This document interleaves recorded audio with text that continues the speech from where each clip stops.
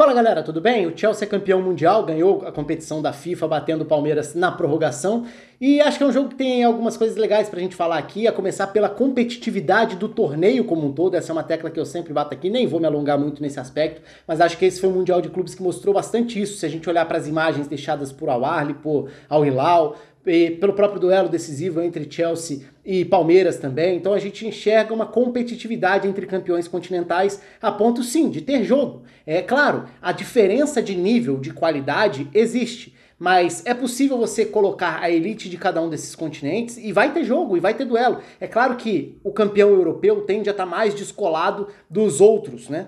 Isso também é natural, é esperado. Embora o Al Hilal tenha dado um trabalho enorme na semifinal, que acho que foi uma das grandes histórias desse Mundial também. O próprio Palmeiras, levando a partida para a prorrogação. E acho que no todo, foi um bom trabalho do Palmeiras quando a gente fala em capacidade de se adaptar para competir. Qual que é o ponto principal aqui, né?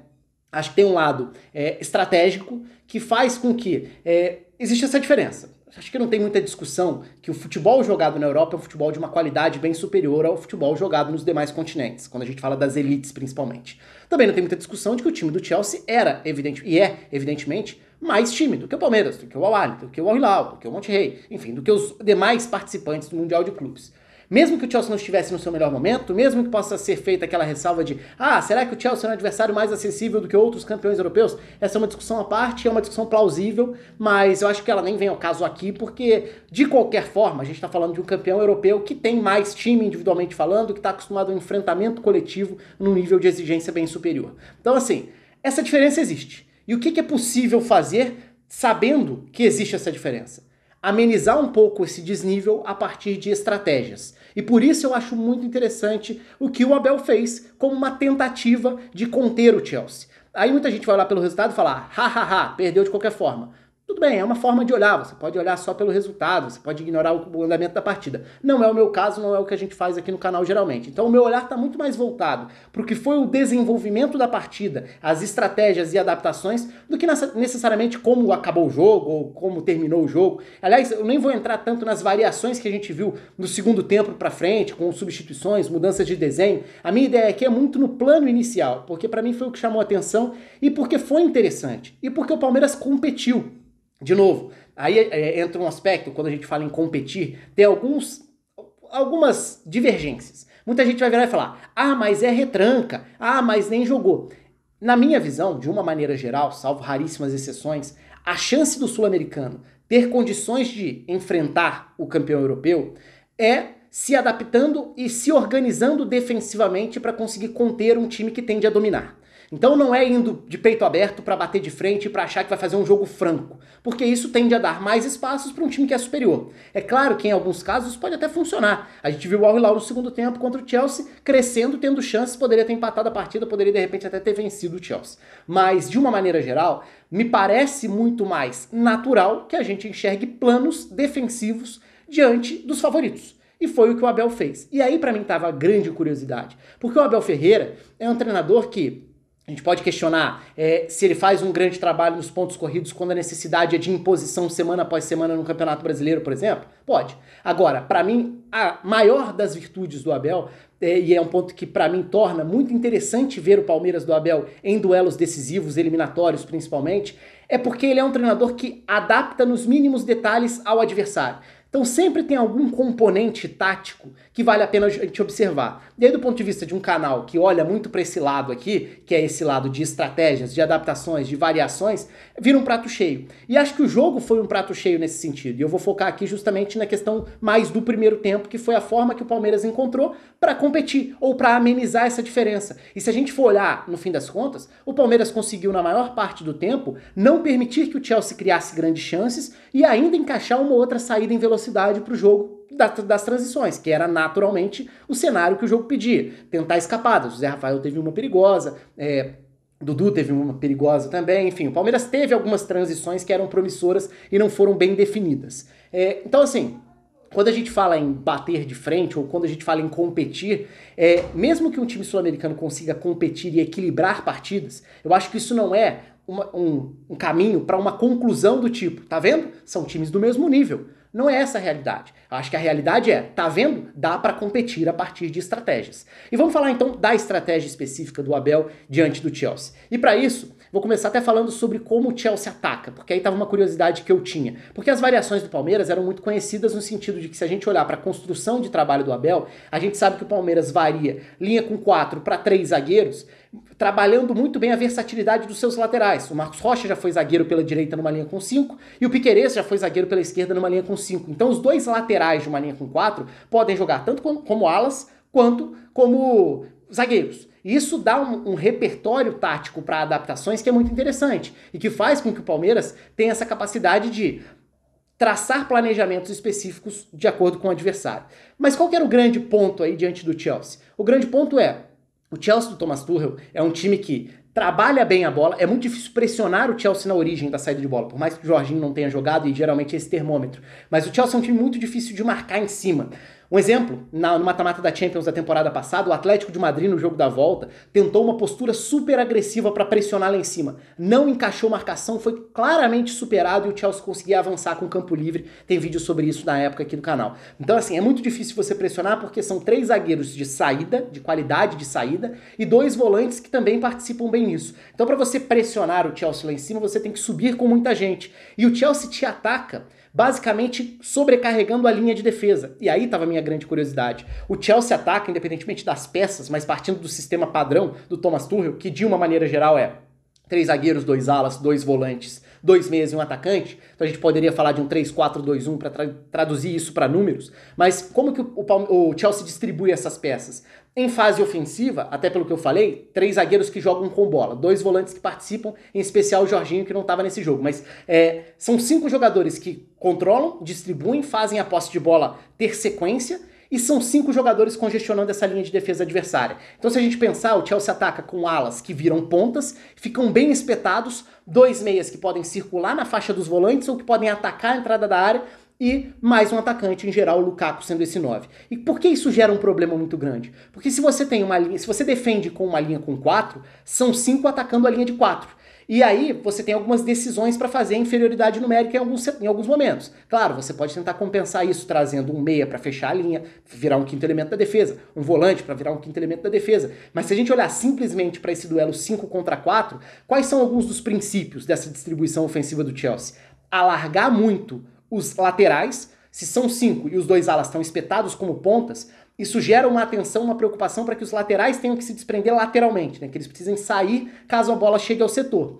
Se esses laterais não estão muito agrupados, se a marcação não está estreita, ou seja, se os jogadores dessa linha de 4 não estão próximos, é espaço para infiltração. E o Chelsea, se tem 3 jogadores por dentro atacando, e mais o ala do lado oposto, geralmente vai dar problema nessa marcação de 4 contra 5. E aí tava a grande curiosidade para mim. Me parecia meio claro, eu palpitei sobre isso, assim, que o Abel faria uma marcação com uma linha com 5, o que era mais óbvio. Bota o Scarpa para fechar essa linha com 5, deixa o Piquerez como terceiro zagueiro, tá tudo certo, o Palmeiras já jogou assim, e assim você encaixa 5 contra 5 e tenta frear esse ímpeto do Chelsea no ataque à linha de defesa. Só que o Abel fez um papel diferente, né? O Abel fez uma distribuição diferente, e por isso acho que foi muito interessante. E aí vale uma outra ressalva, parênteses rápido. Quando a gente fala sobre ser interessante, não é necessariamente um juízo de valor, então assim, não é uma opinião. Nossa, foi ótimo, nossa, foi péssimo. É uma escolha, como tantas escolhas que qualquer estratégia obriga um treinador a fazer. Porque sempre vai ter um cobertor curto, aí você não consegue controlar o campo inteiro. Eu vou marcar muito bem o campo inteiro. Não dá, porque você tem o mesmo número de jogadores do adversário.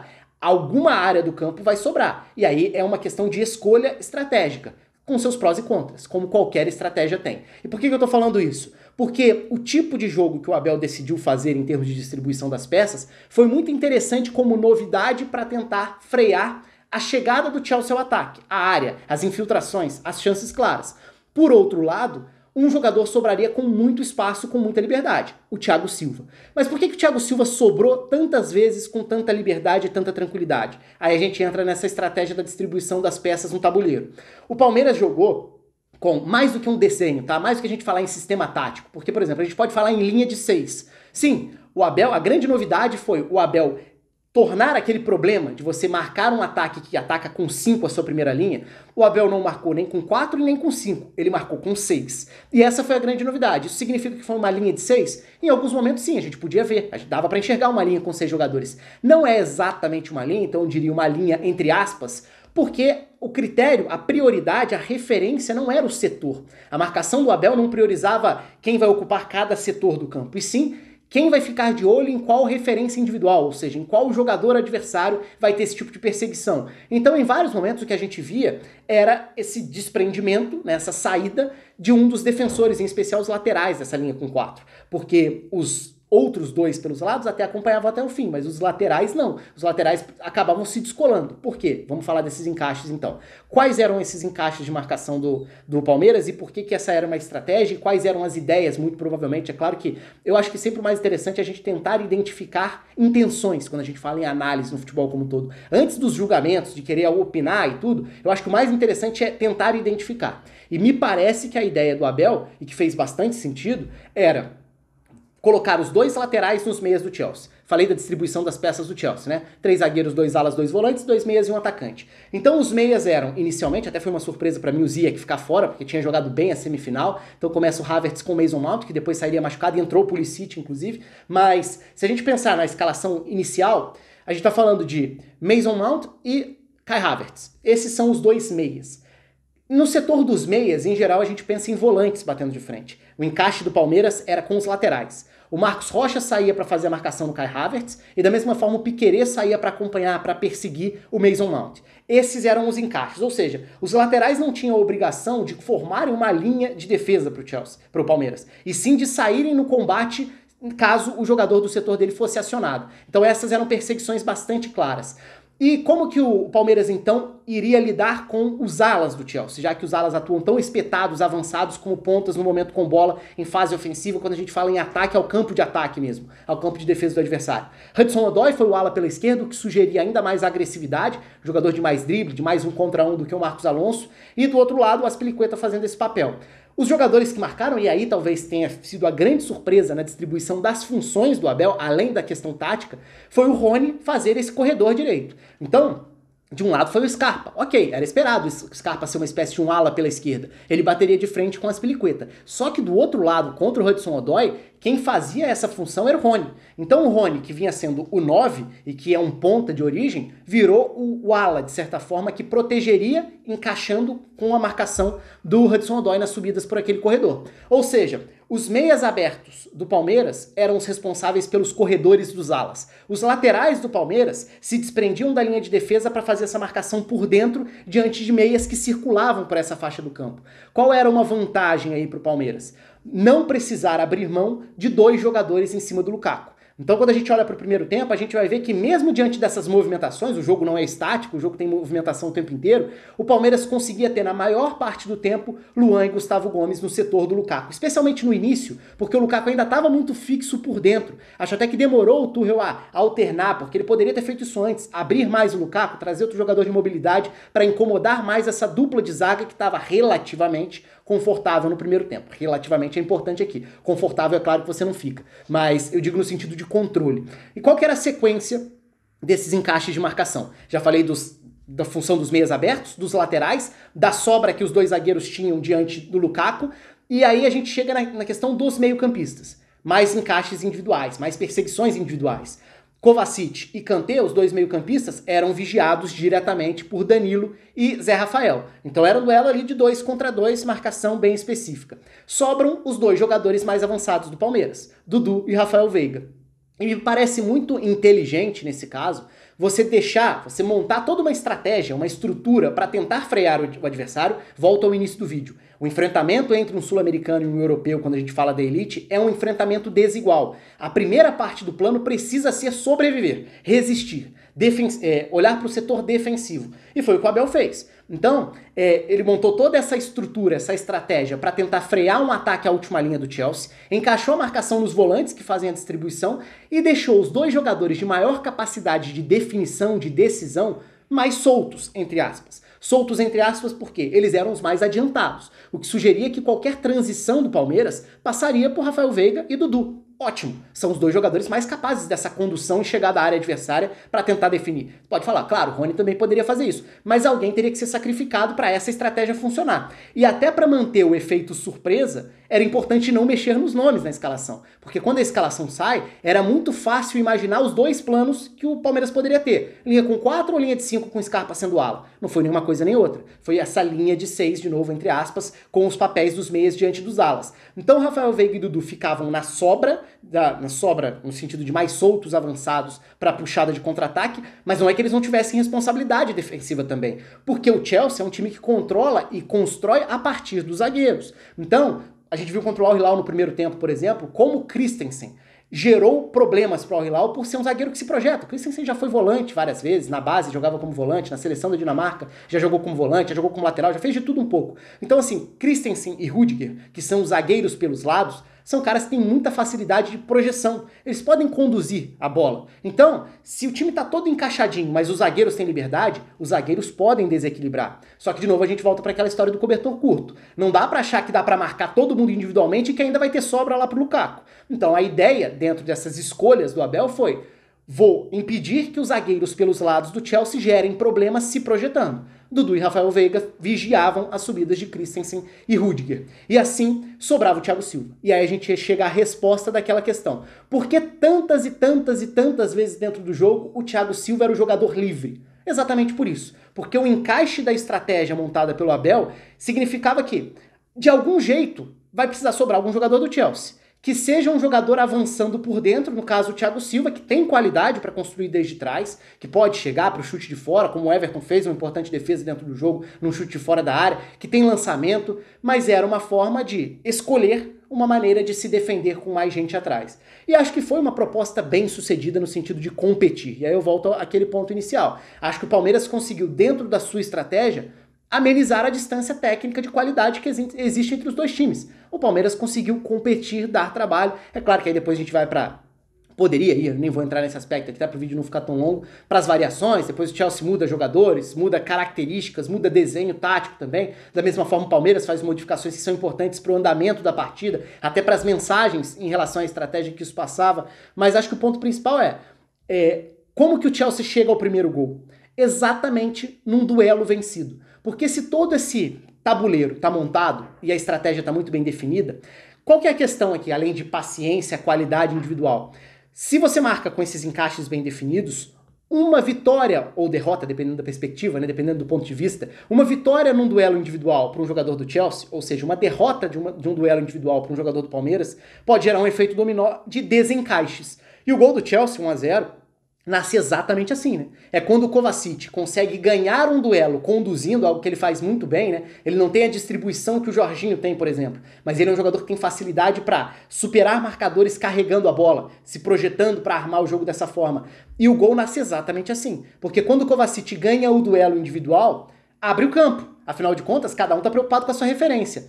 Por conta desse efeito dominó, sobra um espaço para o Hudson-Odoi receber na ponta esquerda, e aí ele acelera para fazer o cruzamento para o gol do Lukaku. Aí depois, claro, vem o empate a partir de um lance de pênalti, e depois o Chelsea venceria também com um lance de pênalti. Não vou entrar na sequência dos fatos aqui, mas acho que como estratégia, como análise, como lado tático, a estratégia inicial do Abel foi muito interessante e fez com que o Palmeiras conseguisse competir. Ainda assim, num descuido, quase que o jogo vai por água abaixo, porque é assim, é no limite. Nesse tipo de jogo, ainda mais para o time que entra como o azarão, que entra para encarar o favorito, a concentração tem que ser máxima e você tem que fazer tudo muito certo para conseguir se manter vivo dentro da partida. Por mais que a gente possa falar sobre um Chelsea que nem tem esse poder de fogo todo na atual temporada. Tem vários jogos, até de momentos melhores do Chelsea na temporada, em que o controle territorial, o Chelsea dominava totalmente o jogo, mas não conseguia definir isso no placar. E aí o 0-0 ia persistindo, ou 1-0 mantinha o jogo vivo. Isso aconteceu em Champions, inclusive, se a gente pega o jogo contra o Malmo, por exemplo, na fase de grupos da Champions. Foi exatamente isso, um Chelsea dominante, mas que não conseguiu transformar isso em placar, mesmo tendo chances naquela ocasião. Contra o Palmeiras, quando a gente olha para o primeiro tempo, as chances foram bem mais reduzidas. Por isso eu acho que o grande mote aqui é: a estratégia do Abel foi interessante. E concordo muito quando o Abel fala na coletiva, eu não vi a coletiva toda, só li alguns trechos, mas acho muito correto quando ele fala em valorizar o jogo que o Palmeiras fez. É claro que isso não vale pro lado passional, pro lado da provocação, pro lado das torcidas. E eu nem espero que o torcedor tenha esse olhar, tá? Mas partindo do princípio de que aqui no canal a análise tende a ser um pouco mais fria, olhando pro lado de desempenho, de estratégia e tudo mais, acho que foi louvável o que o Palmeiras fez durante parte do jogo, no sentido de dedicação, concentração e execução de uma proposta defensiva. É isso. Um abraço para todo mundo, o espaço está aberto aí nos comentários e até a próxima.